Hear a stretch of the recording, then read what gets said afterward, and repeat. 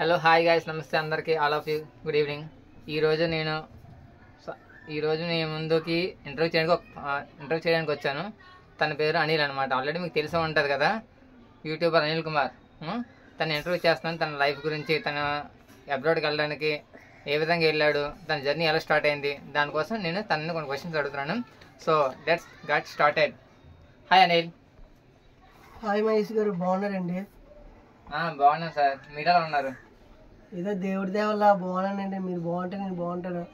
మీరు ఎప్పుడు బాగుండాలి ఫ్రెండ్స్. నా సబ్స్క్రైబర్ సపోర్ట్ ఎప్పుడు నాకు ఉండాలని మనస్ఫూర్తి కోరుకుంటూ మరొకసారి Anil Kumar for you Telugu vlogs.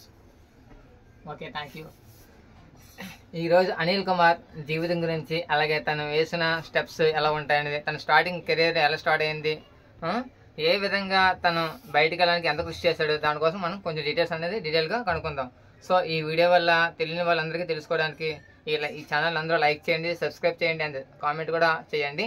దాంతోపాటు నా ఫ్రెండ్ ఒకడు ఉన్నాడు, విజిఎంఆర్ అనే ముత్తురాజ్ అనే అదే ఛానల్ ఉంది. సో దాన్ని కూడా మీరు ఛానల్ని సబ్స్క్రైబ్ చేసుకుంటారని మనస్ఫూర్తిగా కోరుకుంటున్నాను. సో వీడియో అనేది స్టార్ట్ చేస్తున్నాం. ఓకే అనిల్, స్టార్టింగ్ మీ కెరీర్ గురించి మాట్లాడదాం మనం కొంచెం సరదాగా. మీ జర్నీ అనేది ఎలా స్టార్ట్ అయింది? ఐ మీన్ మీ 10th అనేది ఎప్పుడు పూర్తయింది, ఏ ఇయర్లో పూర్తయింది?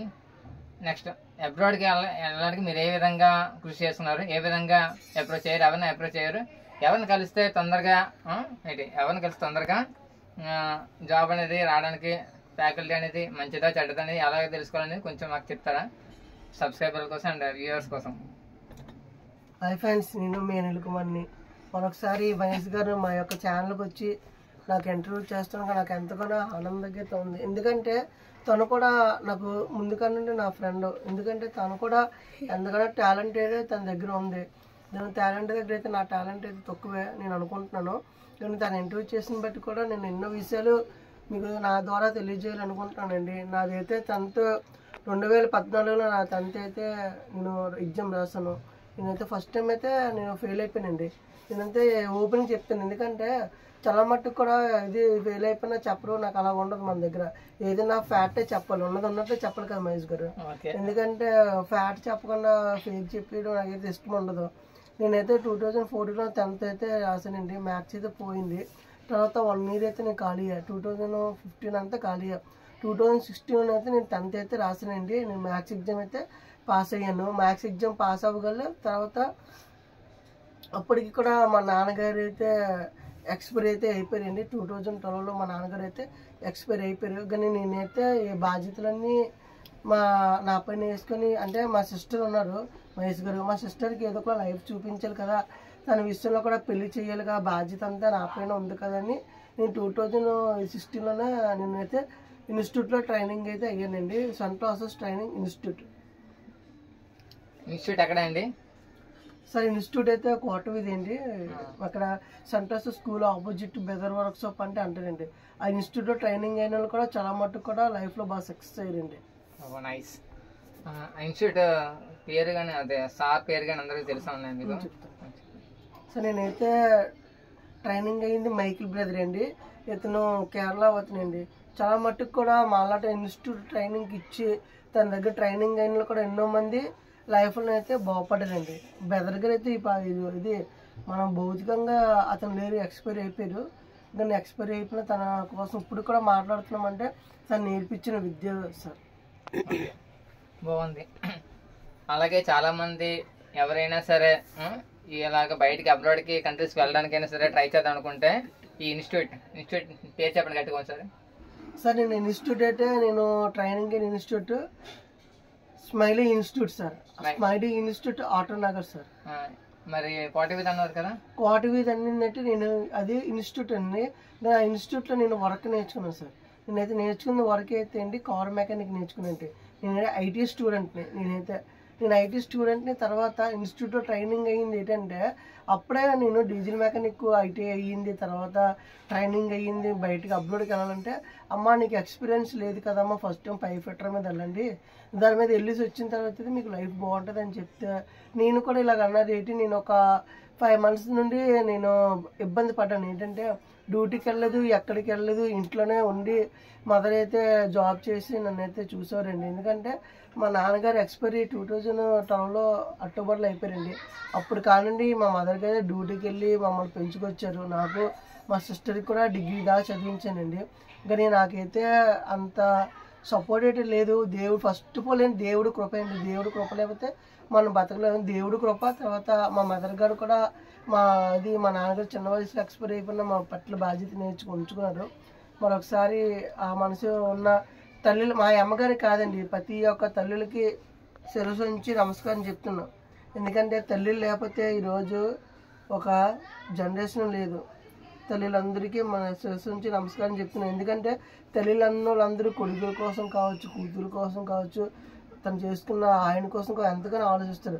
మరొకసారి తల్లులందరికీ మనస్ఫూర్తిగా హృదయపూర్వక శుభాకాంక్షలు చెప్పించుకుంటున్నానండి. తర్వాత అలాగా నేను ట్రైనింగ్ అయ్యానండి. ట్రైనింగ్ అయిన తర్వాత నేను వెళ్ళానండి. పైప్ ఫిట్టర్ కింద 4 months ట్రైనింగ్ అయ్యాను.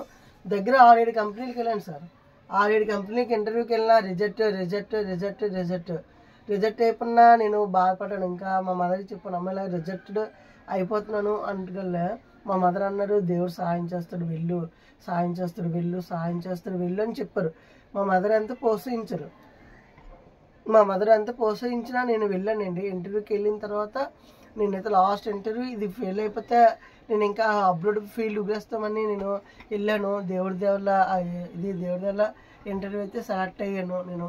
నేనైతే పైప్ ఫిట్టర్కి సెలెక్ట్ అయ్యి అప్పుడులోనే 2019లోనే 30,000 అండి, 30,000 శాలరీకి వెళ్ళాను sir. Okay, thank you. Okay, అబ్రాడ్కి వెళ్ళడానికి ముందు ఇంటర్వ్యూకి వెళ్ళారు కదా, ఇంటర్వ్యూలో వేసే క్వశ్చన్స్ ఉంటాయి కదా, ఆ క్వశ్చన్స్ అనేది టఫ్గా ఉంటాయా, ఈజీగా ఉంటాయా? సో మీ ఛానల్ ద్వారా సబ్స్క్రైబర్లకి అండ్ సబ్స్క్రైబర్లకి వ్యూవర్స్కి చాలా మందికి తెలియాలి కాబట్టి మీ ద్వారా అందరికి చెప్పండి. క్వశ్చన్స్ అనేవి టఫ్గా ఉంటాయా, ఈజీగా ఉంటాయా?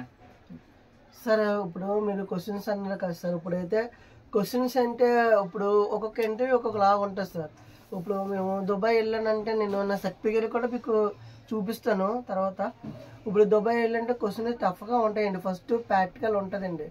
ప్రాక్టికల్ అంటే నీకు ఏ వర్క్ మీద వెళ్తున్నావు దానికి సంబంధించింది ఉంటుంది ఇంటర్వ్యూ. నాకైతే క్వశ్చన్లు అయితే టఫ్గా అడిగారు సార్. 5 రిజెక్ట్ అయిపోయారు.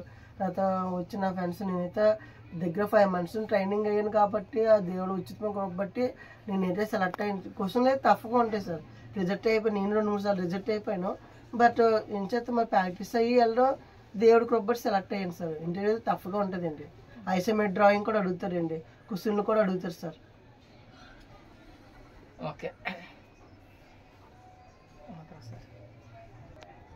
ఓకే, ఇప్పుడు ఇంకో క్వశ్చన్ వేస్తున్నాను.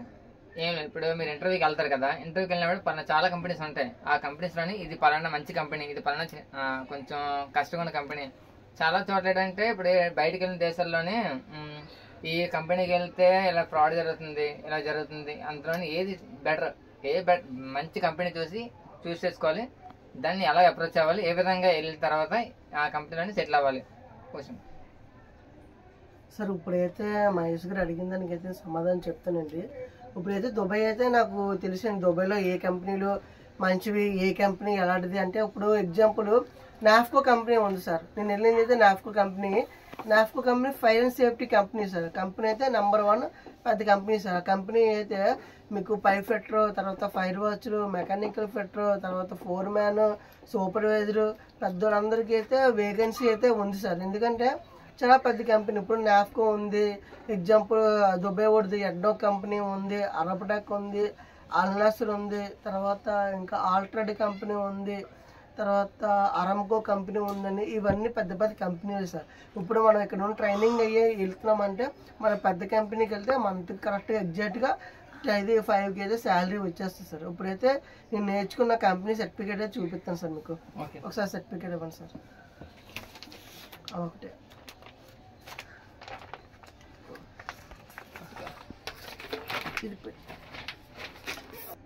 ఓకే అనిల్, మీరు బయటికి వెళ్ళారు కదా, అక్కడ ట్రైనింగ్ అయినా అది అక్కడ జాబ్ చేసిన సర్టిఫికేట్స్ ఉంటాయి కదా, ఒకసారి మాకు చూపిస్తారా? వ్యూవర్స్ చూపిస్తాను సార్. నా వ్యూవర్స్ అందరికి చూపిస్తాను.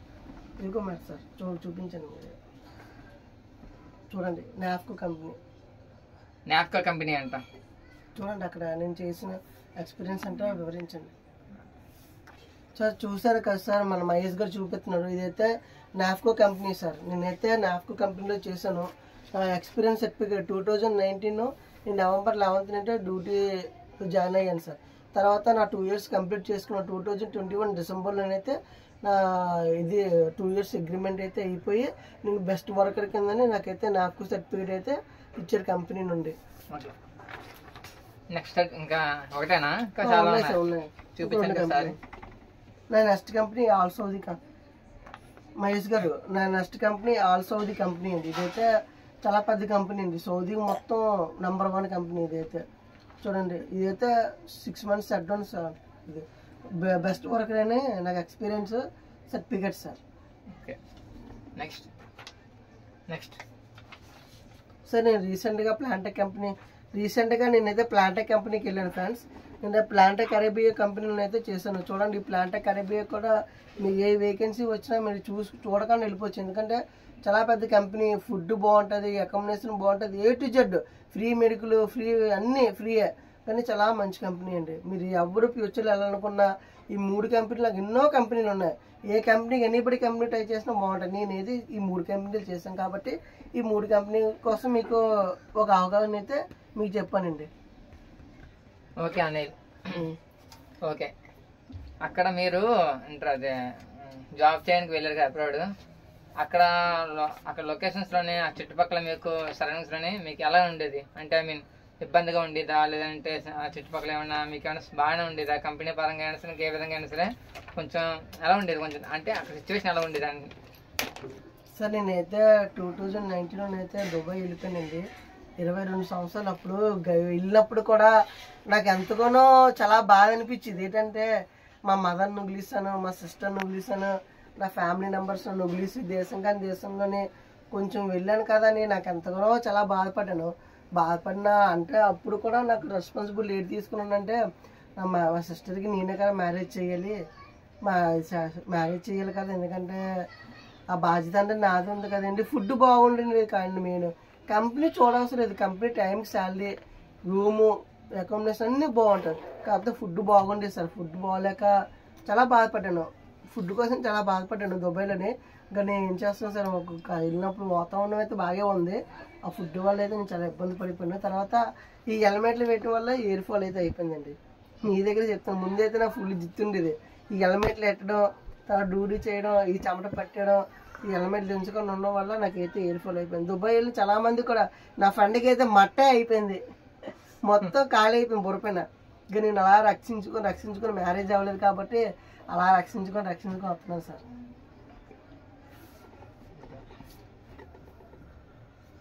ఓకే ఇంకొక క్వశ్చన్ వేస్తున్నాను ఒకసారి. మీరు అక్కడ కంపెనీకి వెళ్ళారు కదా, అబ్రాడ్లోనే చాలా దగ్గర బాగా వర్క్ చేశారు కదా, అక్కడ రూల్స్ ఎలా ఉంటాయి, రెగ్యులేషన్స్ ఎలా ఉంటాయి? మన ఇండియాతో పోల్చుకుంటే అక్కడ బెటరా, లేదంటే కొంచెం టఫ్గా ఉంటుందా? కొంచెం వ్యూవర్స్కి కొంచెం చెప్పండి. సరే, ఇండియాతో పోల్చుకుంటే ఇండియా ఫ్రీడమ్ కంట్రీలోని నెంబర్ 3 కంట్రీలు ఉన్నాయి సార్.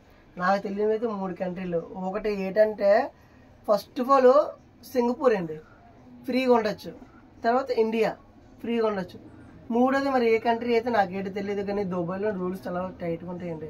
ఎందుకంటే ఇది సిగ్నల్ క్రాస్ అయినప్పుడు కన్ఫర్మ్గా మనం లైట్ సింబల్ కొట్టాలి. ఫోల్డ్ మీద లైట్ సింబల్ కొడితే అక్కడ గ్రీన్ కలర్ వచ్చి మనిషి నడిచే సింబల్ వస్తుంది కదా. ఆ నడిచే సింబల్ వచ్చినప్పుడు మనిషి వెళ్ళాలి. ఆ నడిచే సింబల్ రాకుండా మన ఇండియాలోని రెడ్ స్టాంప్ వేసినప్పుడు, రెడ్ సిగ్నల్ పడినప్పుడు వెళ్ళిపోయామనుకో, అక్కడైతే ఫైన్ పడిపోతుంది. మనకి ఎంఎస్ ఐడి ఉంటుంది. మనం ఎక్కడికి వెళ్ళినా మన ఫ్లైట్ ఎక్కే ముందేనా మన ఫైన్ ఉంటే ఫైన్ కట్టేసిన తర్వాత ఫ్లైట్ ఎక్కిస్తారు. ఆ ఫైన్ కట్టకుండా అయితే ఫ్లైట్ ఎక్కివ్వరు. మీకు ఫైన్ అయితే కన్ఫర్మ్గా ఉంటుందండి. ట్రాఫిక్ రూల్స్ టైట్గా ఉంటాయండి. అక్కడ ఎవరు కొట్టకూడదు, చేయకూడదు, మద్యం తాగకూడదు. మనం వెళ్ళామా, మన డ్యూటీ చేసుకున్నామా, వచ్చేసామా, అలా ఉంటాయండి. రూల్స్ ఫాలో అయితే ఏ బాధ ఉండదండి. రూల్స్ బ్రేక్ చేస్తే మాత్రం గవర్నమెంట్ నుండి తప్పించుకున్నాం. Okay, thank you. చూసారు కదా, ఇలాగే సేమ్ అక్కడ ఎలాగైతే మీరు రూల్స్ అనేది రెగ్యులేషన్స్ అనేది అంతగా కరెక్ట్గా పాటిస్తున్నారు. సో మన ఇండియాలో కూడా రోజు అలాగానే పాటిస్తే మనకి ఎప్పుడు బండి మీద వెళ్తుండే అలా ఫైన్స్ అనేది రోడ్ యాక్సిడెంట్స్ అనేవి జరగకుండా ఉంటాయి. సో మీరు కూడా చాలా జాగ్రత్తగా వెళ్ళండి, కేర్ఫుల్గా వెళ్ళండి. సో ఓకే ఓకే అనిల్, మీరు అబ్రాడ్ నుంచి అక్కడ జాబ్ అంతా అయిపోయిన తర్వాత మీరు ఇండియా వచ్చారు కదా, ఇండియా తర్వాత మీ సిస్టర్కి మ్యారేజ్ గట్రా చేసారా లేదా? సో నేనైతే అబ్రాడ్ నుండి వచ్చిన తర్వాత అయితే మా సిస్టర్కి నేను మ్యారేజ్ చేశాను సార్. ఎందుకంటే మా సిస్టర్ మ్యారేజ్ అందరూ నేనే చేసిన అనుకుంటారు, కానీ నేను చేసింది అయితే కాదు. ఫస్ట్ ఆఫ్ ఆల్ దేవుడి కృప, తర్వాత మా అమ్మగారు సంపాదించింది, నేను సంపాదించింది, వేణీళ్ళు చల్లని తోడుగా పెట్టి మ్యారేజ్ అయితే చేసాం సార్. మ్యారేజ్ చేసిన తర్వాత అప్పులు ఉన్నాయి, అవన్నీ నా పర్సనల్ గట్టి చెప్పకూడదు, కానీ ఇప్పుడైతే నాకు కొంచెం కొంచెం అప్పుడైతే తీరుతున్నాను సార్. ఓకే, సో చూసారుగా అనిల్ తను ఎలాగా అబ్రాడ్ వెళ్ళి ఏ విధంగా కష్టపడ్డాడు, తన కష్టం గురించి సుఖం గురించి ఎలా చెప్పాడు. సో మీరు కూడా సరే వెళ్ళాలనుకుంటే తను చెప్పిన కంపెనీస్ చూడండి. ఫస్ట్ ఆఫ్ ఆల్ దాని గురించి సెర్చ్ చేయండి. సెర్చ్ చేసిన తర్వాత మీకు ఇంట్రెస్ట్ ఉంటే అప్పుడు మీరు వెళ్ళండి. ఓకేనా? So thank you. నాతో ఇంటర్వ్యూ చేస్తున్న మహేష్ గారికి మరొకసారి హృదయపూర్వకంగా శుభాకాంక్షలు చెప్పుకుంటూ, నా ఛానల్కి సపోర్ట్ ఉన్న మహేష్ గారు, నెక్స్ట్ విజిఎంఆర్ తెలుగు లాక్స్ ముత్తురాజు, ఇంకా తన ఛానల్ కూడా మీరు సపోర్ట్ చేసి తన ఒక వీడియోని మీరు చూడాలని మనస్ఫూర్తి కోరుకుంటూ, ఈ వీడియోలో వస్తున్న మా తమ్ముడు ఉన్నాడు కదండి, మాతో పాటు కూడా సరదాగా మాతో సపోర్ట్ ఉంటున్నాడు, ఆ కుర్రాడు కూడా మీరు నా యొక్క లాగ్ ద్వారా మీరు చూస్తారని మనస్ఫూర్తి కోరుకుంటూ చెప్పారు. Like share subscribe Anil Kumar for you Telugu లాక్స్. నెక్స్ట్ వీడియోతో మేము ముందు ఉంటాం. Please subscribe. ఇప్పుడు hi friends, bye. Bell icon కొట్టడం మర్చిపోకండి. ఓకేనా? సబ్స్క్రైబ్.